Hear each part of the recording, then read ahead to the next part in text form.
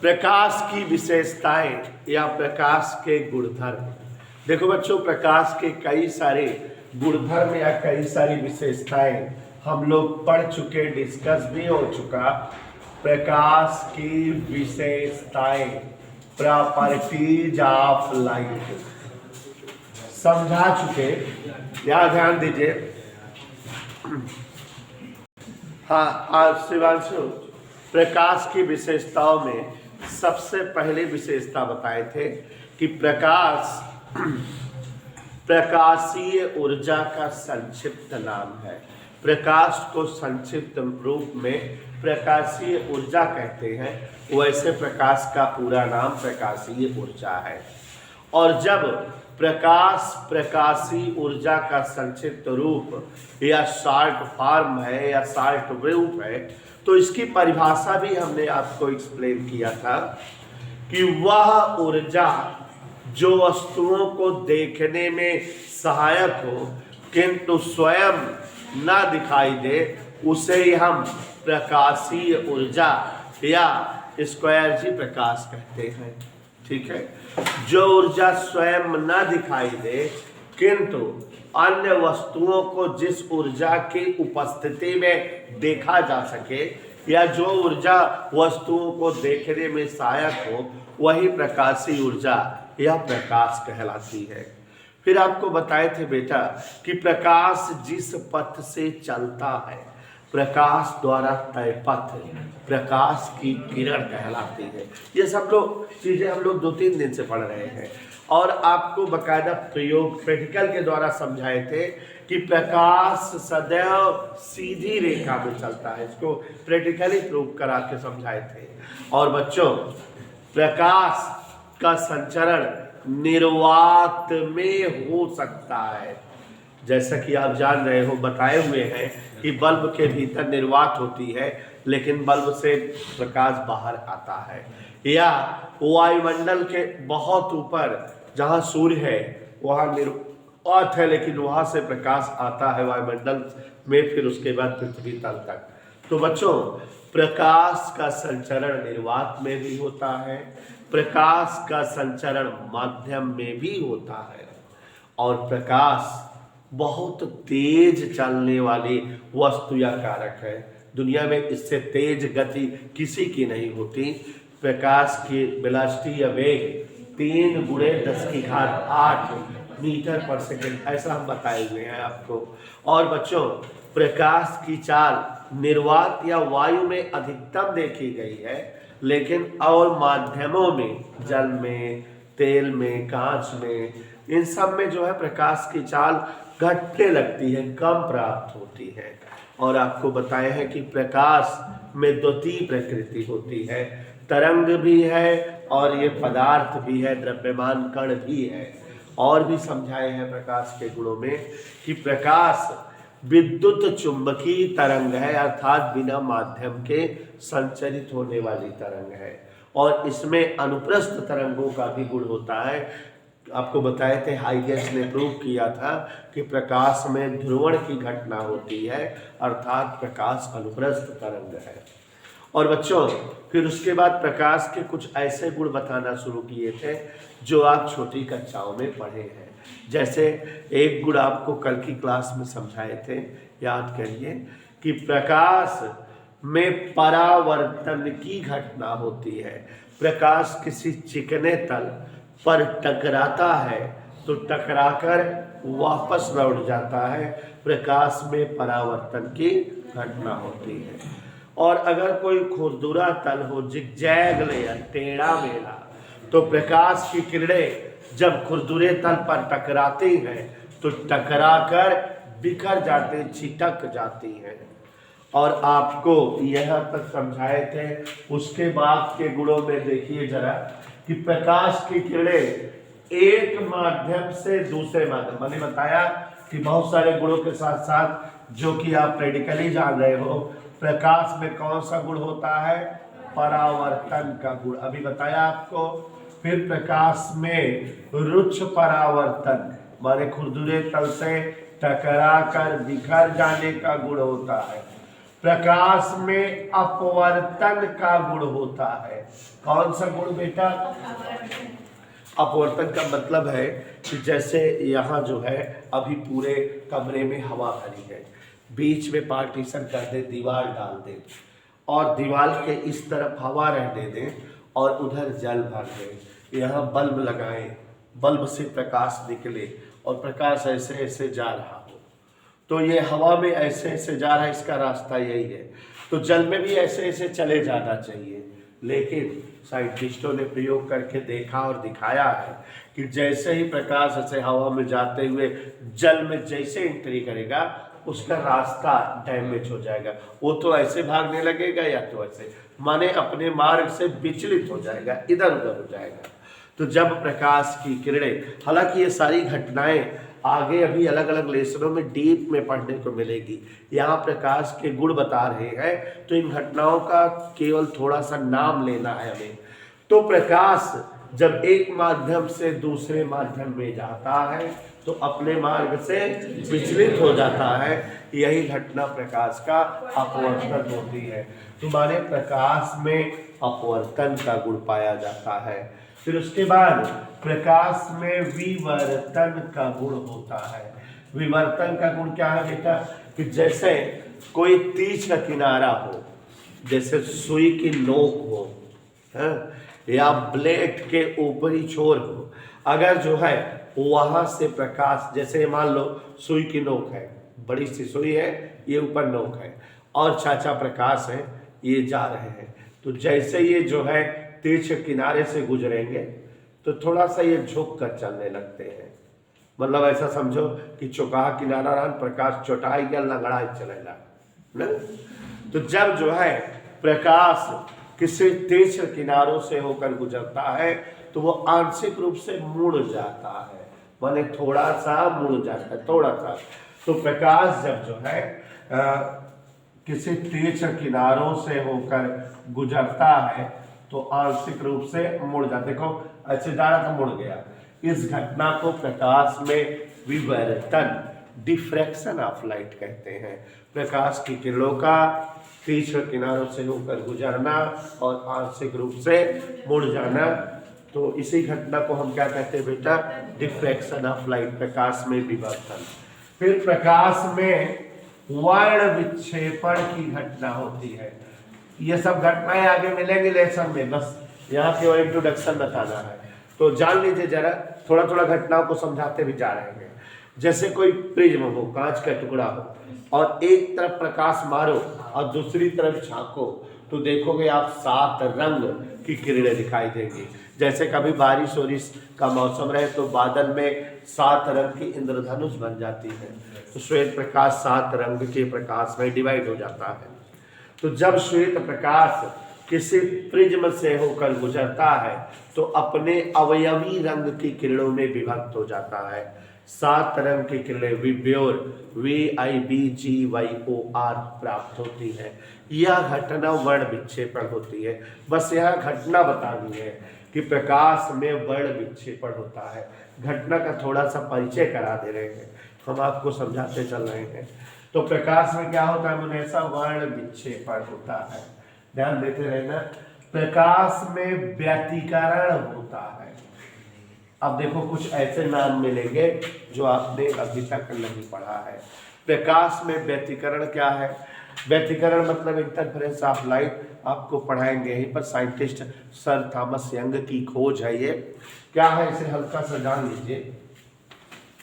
जैसे ये कोई कांच की प्लेट हो, देखिए आयताकार कांच की प्लेट, याद आ गया होगा जैसे स्लाइड होती है, बायो वाले बच्चे हो रखे रहते हैं जो ब्लड टेस्ट में होता है, कांच की प्लेट।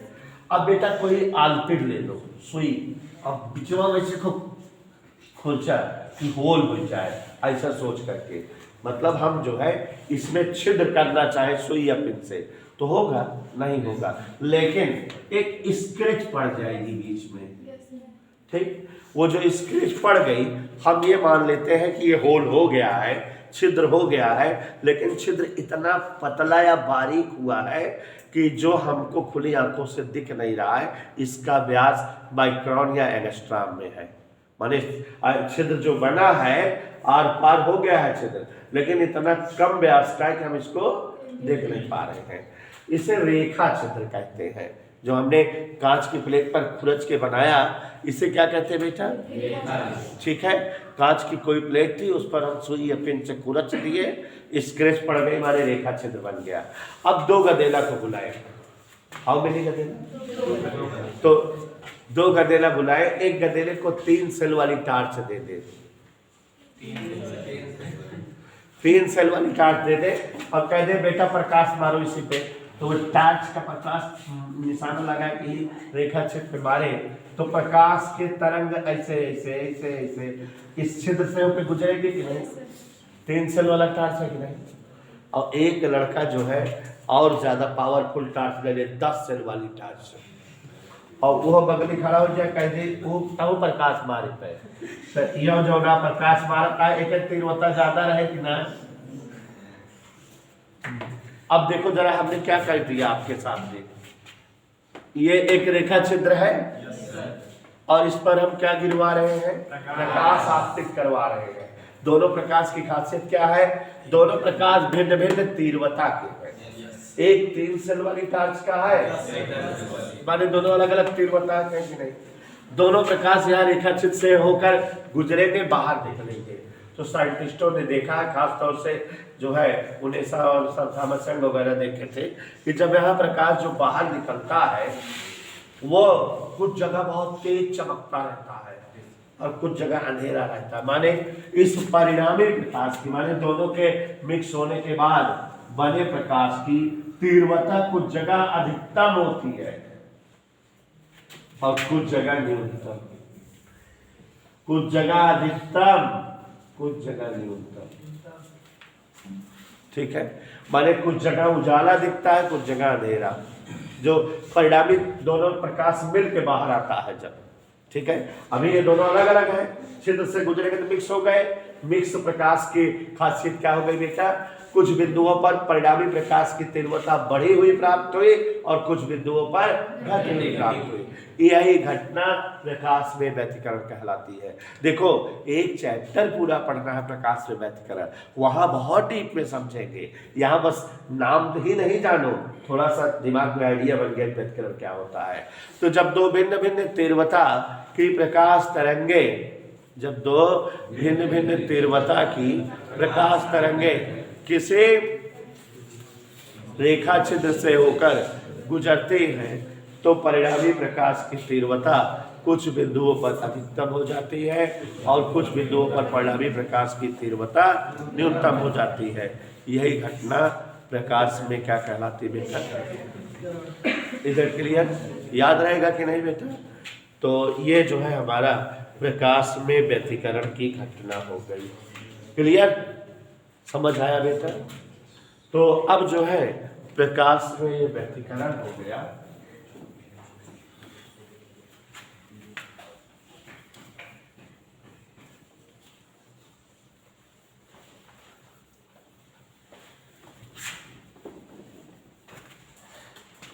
आपने अभी भी 11th की क्लास में आपको पढ़ाए थे विस्फंद। अगर विस्फंद याद हो रहा हो तो उसी की बहन जैसा नहीं लग रहा है, ऐसे ही गुण तो वहां भी था।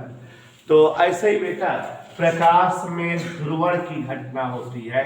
अब आगे हम आपको जो है क्लास में पढ़ाएंगे एक चैप्टर पूरा ध्रुवण। पिछली बार कोरोना से कट गया था, इस बार तो रहेगा कोर्स में कि टूरमैलिन का एक क्रिस्टल होता है, कांच की तरह होता है, वो घूमता रहता है।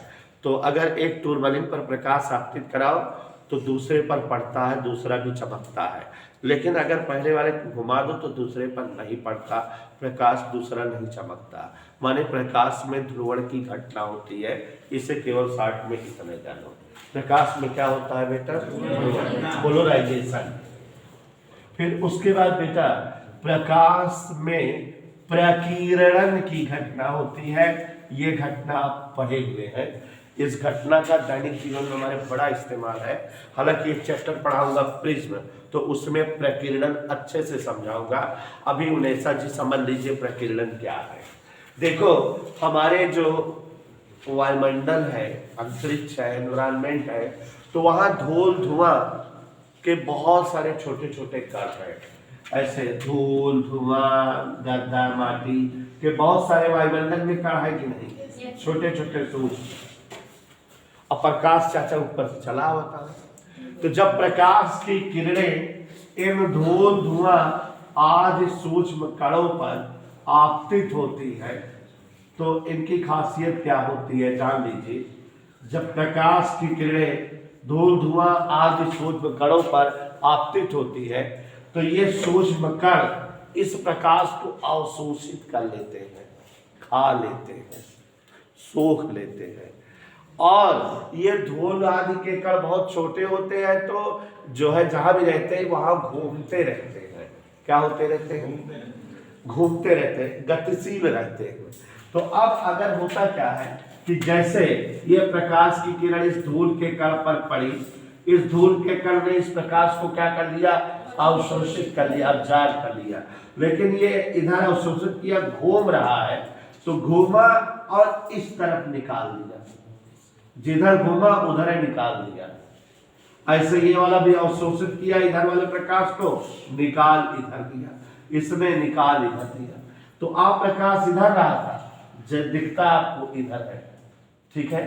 तो जब धूल, धुआं आदि सूक्ष्म कणों पर प्रकाश आपतित होता है तो धूल आदि के कण उस प्रकाश को अवशोषित करके किसी दूसरी दिशा में उत्सर्जित कर देते हैं, निकाल देते हैं। यह घटना प्रकीर्णन कहलाती है। प्रकाश आ इधर रहा है, धूल आदि के कण के कारण इधर चलने लगता है। इस घटना का दैनिक जीवन में बहुत भयानक उपयोग है। वजह, एक साइंटिस्ट थे लॉर्ड रैले। अब प्रतापगढ़ में होता तो लड्डू गुड्डू बबलू नाम नहीं दे, तो उल्टा सीधा नाम ही रहा इनके। लॉर्ड रैले एक साइंटिस्ट थे। उन्होंने पता लगाया कि ये जो प्रकाश के प्रकीर्णन की तीव्रता होती है, आपतित प्रकाश की तरंगदैर्घ्य के चतुर्थ घात के व्युत्क्रम अनुपाती होती है। मतलब प्रकीर्णन तीव्रता 1/λ/4। इसका मतलब समझो उनेसा कि जिस प्रकाश की तरंगदैर्घ्य जितने ज्यादा होगी उसका प्रकीर्णन उतना कम होगा। अब मतलब फंसा दिन हम तो कर सकते हैं।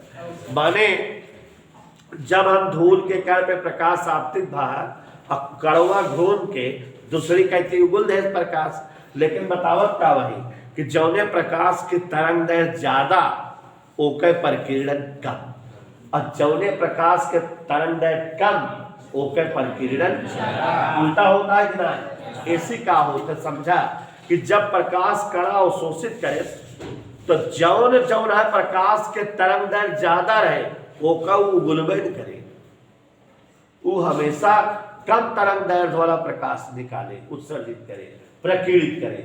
तो अब जौने प्रकाश के तरंगदैर्घ्य कम होता है, जैसे बैगनी प्रकाश, जैसे नीला प्रकाश, इनका प्रकीर्णन ज्यादा होता है। तो अब देखो जब धूल आदि के कण पे सूर्य का प्रकाश गिरता है तो सूर्य के प्रकाश में तो ऑलरेडी क्या रंग है? 7 रंग। लेकिन जब कण निकालता है केवल बैगनी या नीला निकालता है तो आता रहता है श्वेत प्रकाश और दिखने लगता है बैगनी या नीला प्रकाश, ठीक है।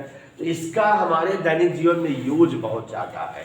पहला उपयोग, जैसे बेटा आप जो है नदी देखे हो तो नदी देखते हो, एक तरफ खड़े होते हो, उस तरफ आपका छोर दिखता है नदी का बहुत ज्यादा 100 मीटर चौड़ाई रात हुए ना। लेकिन अगर कभी समुद्र देखे हो जीवन में तो समुद्र की चौड़ाई होती ही नहीं है। अगर यहाँ खड़े हो जाओ जहां तक देख सको और जहां ना देख पाओ उसके आगे भी केवल पानी ही पानी होता है। तो वहां पानी अथाह है, बहुत ज्यादा पानी है। और जब प्रकाश की किरणें इस पानी पर आपतित होती हैं तो यहाँ जो पानी के छोटे छोटे अणु हैं वो धूल आदि के कण का काम करते हैं और इस पानी को अवशोषित करके किसी इस जो है प्रकाश को अवशोषित करके दूसरे दिशा में प्रकीर्णित करते हैं। और कौन सा प्रकाश निकालते होंगे? प्रकीर्णन किस प्रकाश का ज्यादा होता है? नीले या बैगनी का। तो नीले या बैगनी प्रकाश ही प्रकीर्णित होकर निकल पाता है और इसलिए पूरा पूरा समुद्री जल ब्लू ब्लू या नीला दिखता है। नदी का पानी तो अगर गंदा मटमैला दिखता है, लेकिन समुद्री जल जो है किस तरह से दिखता है? अगर अभी जो है उसको देखो दूर से जैसे लगता है नीले रंग का पानी भरा है, लेकिन जब समुद्र में चले जाओ और हाथों में उठाओ तो पानी दिखता है जैसे पानी होता है। हाँ, थोड़ा सफ़ेदी उसमें दिखती है। सफ़ेदी इसलिए दिखती है क्योंकि उसमें नमक की मात्रा रहती है, बहुत ज़्यादा नमक रहता है। और समुद्र का पानी जो है पीछे से आगे की ओर आता रहता है, आप उसमें डूब नहीं सकते। आप जैसे जाओगे आपको धक्का करके बाहर कर देगा। लोग उसे तैरते रहते, बहुत दूर तक जाते हैं। जैसे जैसे आगे जाते हैं सर से ऊपर पानी मिलने लगता है, लेकिन दूर देखेंगे तो पानी नीला नीला दिखेगा, जहाँ खड़े हैं वहाँ पानी सफ़ेद दिखता रहेगा।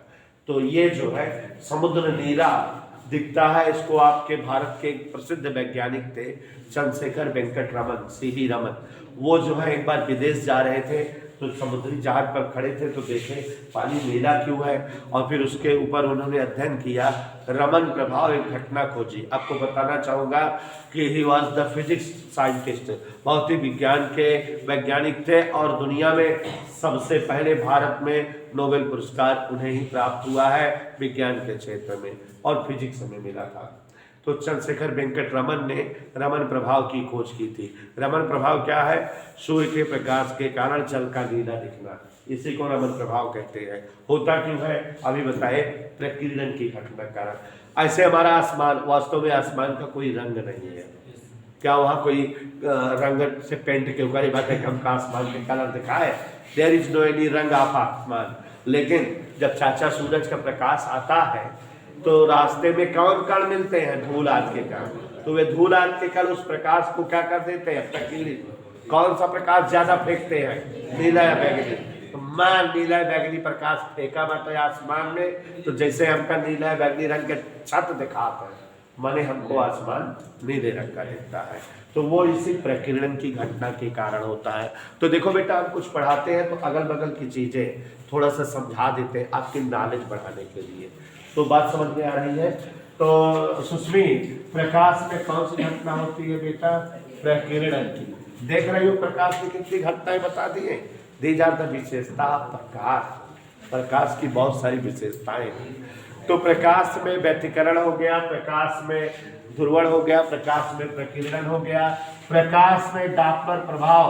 अभी अभी कल परसों नरसों पढ़ाए थे कि जब जो है प्रकाश स्रोत और प्रेक्षक के बीच की दूरी कम हो या बढ़े तो प्रेक्षक को अधिक या कम तीव्रता का प्रकाश दिखता है। तो ये डॉपलर प्रभाव होता है। अब जो है सुषमा जी प्रकाश का एक बहुत बड़ा गुण और बहुत बढ़िया गुण बताने जा रहे हैं, प्रकाश विद्युत प्रभाव, फोटो इलेक्ट्रिक इफेक्ट। वैसे 12th की क्लास में आपको सेकंड पेपर में पीछे एक लेसन है पूरा पढ़ाऊंगा, यहाँ बस थोड़ा सा जान लो। फोटो इलेक्ट्रिक इफेक्ट, प्रकाश विद्युत प्रभाव। अगर अभी कोई धातु की प्लेट ले लो, क्या चादर कहते हैं तो नहीं अच्छा रहेगा, चद्दर, कोई चद्दर ले लो और उसको लेके खड़े रहो धूप में, उस पर प्रकाश आपतित होता रहे होता रहे होता रहे। तो जब किसी धातु की प्लेट पर निरंतर प्रकाश आपतित होता है तो कुछ देर बाद उस प्लेट से इलेक्ट्रॉन निकलने लगते हैं। और बच्चों, किसी धातु की प्लेट पर प्रकाश आपतित होने से इलेक्ट्रॉन निकलने की घटना प्रकाश विद्युत प्रभाव कहलाती है। और ये इलेक्ट्रॉन फोटो इलेक्ट्रॉन या प्रकाश इलेक्ट्रॉन कहलाते हैं। और इसी से फोटो सेल वगैरह बनाए जाते हैं, प्रकाश विद्युत धारा वगैरह मिलती है। बाय द वे, और एक आध गुण और है जो आप बीएससी पढ़ोगे, प्रकाश में कांपटन प्रभाव की घटना होती है। कौन सी घटना होती है बेटा? तो हमने आपको प्रकाश के बहुत सारे गुणों को समझा दिया। इज दैट क्लियर बेटा? तो प्रकाश के बहुत सारे गुण या खासियत आप सभी लोग जान गए और आपको बताए हुए हैं कि प्रकाश की किरणें कितने प्रकार की होती हैं? 3 प्रकार। अभिसारी, अपसारी, और थोड़ा सा जो है आलोक बहुत हंस रहे हैं इसलिए इनको बता दे रहे हैं आज। दर्पण या मिरर क्या है जान लीजिए, अभी चैप्टर में चर्चा होगी। दर्पण या मिरर क्या है जान लीजिए, चैप्टर में चर्चा होगी। देखो बच्चों, अगर हम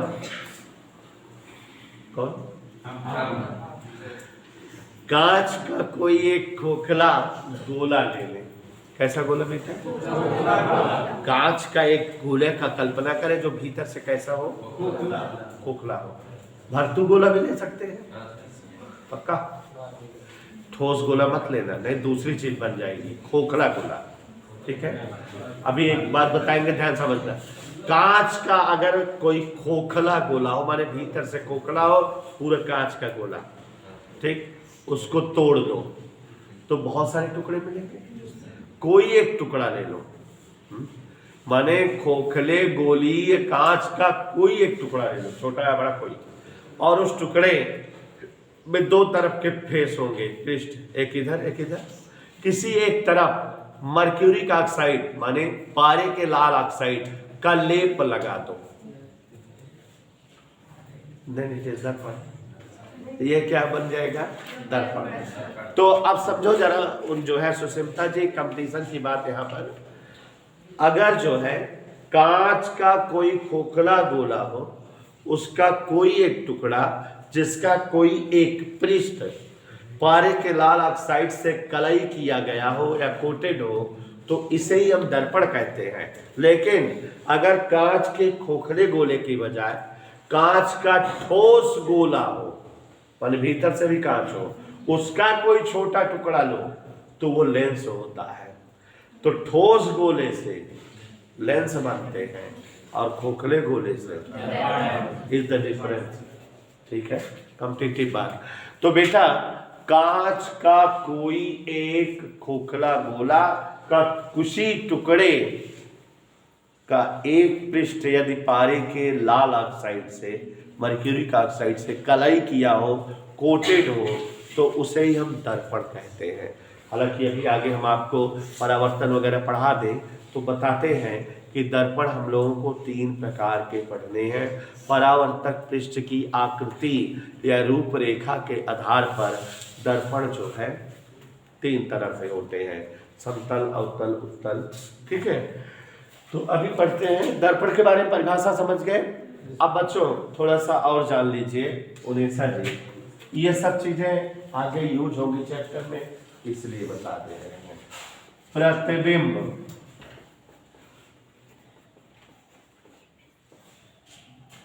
इमेज,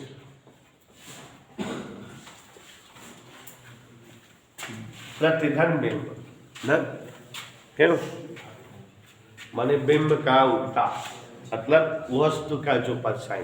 देखिए प्रतिबिंब क्या है जान लीजिए। ये कोई कांच का टुकड़ा है और दीपक पटेल के भाई सौरभ ये क्या है, कलई कर दिए एक तरफ तो दर्पण बन गया, और ये उनेसा क्या है, लेंस, ठीक।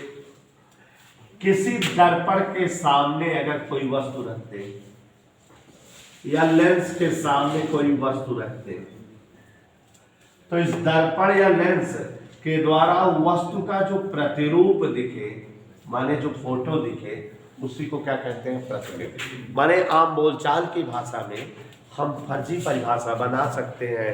क्या बोले हम? हाँ, फर्जी मतलब पढ़े लिखे नहीं है। किसी दर्पण या लेंस के सम्मुख स्थित वस्तुओं का दर्पण या लेंस द्वारा बना प्रतिरूप प्रतिबिंब कहलाता है। माने अगर हम खड़े हो जाए दर्पण के सामने और दर्पण हमारा जो फोटो बनाए, जो प्रतिरूप बनाए, वही तो हमारा प्रतिबिंब हुआ। तो किसी दर्पण, उन्हें ध्यान देना, किसी दर्पण या वस्तु, दर्पण या लेंस के सम्मुख स्थित वस्तु का दर्पण या लेंस के द्वारा प्राप्त प्रतिरूप प्रतिबिंब कहलाता है। इधर टोके बेटा। लेकिन पढ़ी लिखी भाषा में प्रतिबिंब हम आपको समझा रहे हैं क्या होता है। पढ़ी लिखी भाषा में ये बच्चों दर्पण है, यहां कोई एक वस्तु रख दिए है, वस्तु से किरणें आपतित हुई कहां पर, दर्पण पर। दर्पण से परावर्तन के बाद ये कहीं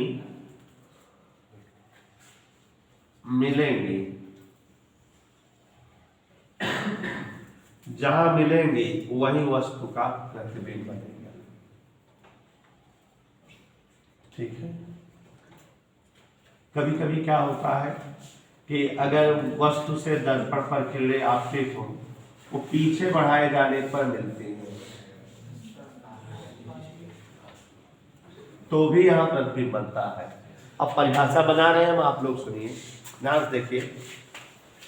दर्पण के सम्मुख स्थित वस्तु, देखिए, से आपतित किरणें दर्पण से परावर्तन के बाद जिस बिंदु पर मिलती है या मिलती प्रतीत होती है, वही बिंदु उस वस्तु का प्रतिबिंब कहलाता है।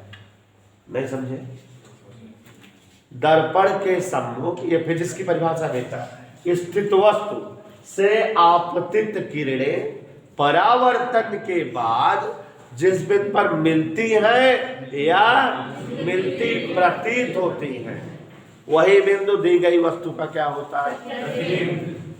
प्रतिबिंब बच्चों दो प्रकार के होते हैं, वास्तविक प्रतिबिंब और आभासी प्रतिबिंब। वास्तविक और आभासी को ऐसा परिभाषा जान लीजिए, खासियत भी जान लीजिए, सवाल लगाने का काम देगा।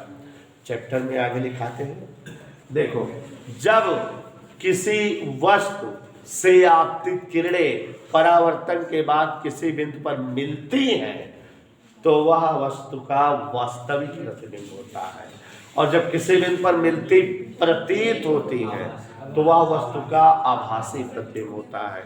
और प्यारे बच्चों, वास्तविक प्रतिबिंब सदैव उल्टा बनता है। यह प्रतिबिंब सदैव कैसे बनता है? ठीक है। और आभासी प्रतिबिंब सदैव, इसे हम पर्दे पर प्राप्त भी कर सकते हैं, उसे नहीं प्राप्त कर सकते, वो कल्पना है, उसे हम पा नहीं सकते। तो ये जो है हमारे प्रतिबिंबों की खासियत है।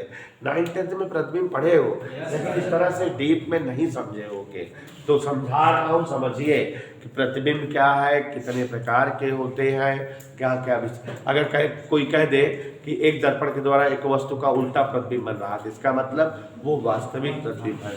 ठीक है। तो वस्तुओं का दर्पण से जो किरणें परावर्तित हो, जिस बिंदु पर मिलती है, वह बिंदु उस वस्तु का वास्तविक प्रतिबिंब होता है। मिलती प्रतीत होती है, तो वह उस वस्तु का आभासी प्रतिबिंब होता है। इधर क्लियर बेटा? तो प्रतिबिंब जान गए आप, और आभासी वास्तविक जान गए। कोई असुविधा किसी को? समझ आ रहा है ना? हाँ, अब थोड़ा सा ध्यान